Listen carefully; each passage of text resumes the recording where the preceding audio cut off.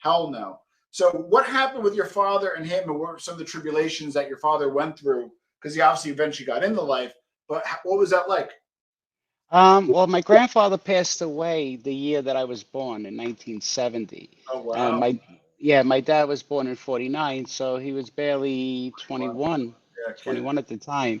So once his dad had passed, I think 90% that he seen that flipping burgers for a living, and What's it? those were his words, flipping burgers, was not in the cards for him.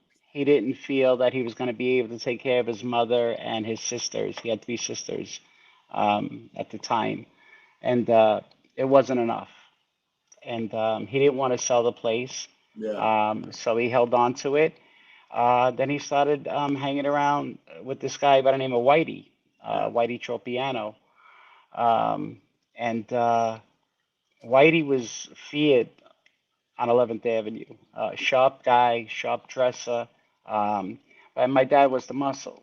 So um, soon on my podcast, I'll drop some of those, Stories. uh, yeah, those court docs as well.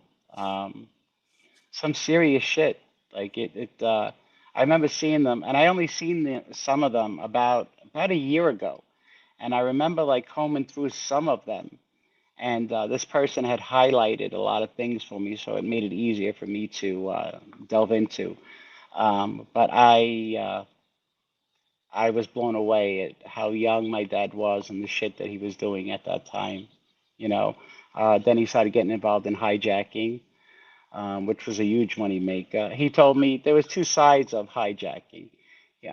He's like, look, he goes, I remember one time they hijacked a trailer load of women's shoes, and he couldn't sell them, you know, and my father, out of his own pocket, wound up buying all the shoes and then kicked up to Whitey, Excellent. and then he was around Charlie Moose after that, Panarella, and Charlie Moose was another one who was, Was and Charlie Moose, yeah, Charlie Moose, I got to meet yeah. and sit with. I went and picked him up from the airport during the war.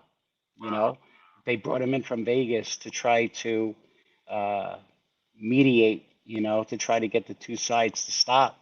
Yeah. And I picked him up from the airport, and my dad had told me some stories about this guy that soon as he got into my car, I was thinking in the back of my head, I'm like, this motherfucker, if he does or says something that's fucking sideways, I swear I'm just gonna fucking open the door on the fucking Bell Parkway and just push him out. Yeah. Love it. My dad had told me a quick story, and this is why I felt that way. My dad had told me he had bought his first brand new car, and he had to go pick up Charlie. And Charlie was the type of guy that he would tell you to be on the corner at 3 o'clock, saying that he's going to be there, make sure you're there to pick me up, and Yeah. then not show up till 6. Mm. And that if you weren't there, you were Right. fucking lit. You were lit. He lit you up. So my dad had bought a new car, and he goes to pick up Charlie. Charlie's smoking a cigar, and he's looking for an ashtray in the car. And first, my father had turned around and says, Charlie, look, it's a new car. I really don't want to smoke in it or whatever. But my dad said it went in one ear and out the other. Mm. So he couldn't find an ashtray. So my dad said verbatim, Willie, he put the fucking cigar out in my dashboard.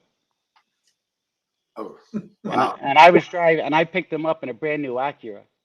So that's why, Mm. that thought had, so he comes out of the airport, and right away he puts the cigar in his mouth.